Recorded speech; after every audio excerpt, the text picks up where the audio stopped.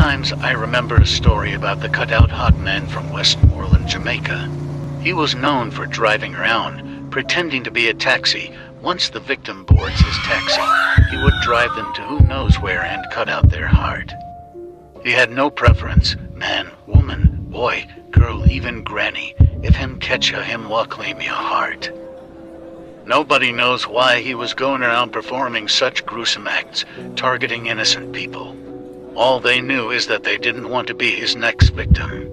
Follow Jamaican True A Stories. young lady was walking down a street in Westmoreland when a car pulled up to her feet. The man inside asked her if she wanted a ride. She was a little reluctant, but took the ride anyways. While she was in the cab, the man kept trying to spark up a conversation as if trying to get to know her more. Everything was fine until he started to say weird things. Then she remembered the story about the cutout heart man and that him drive a car.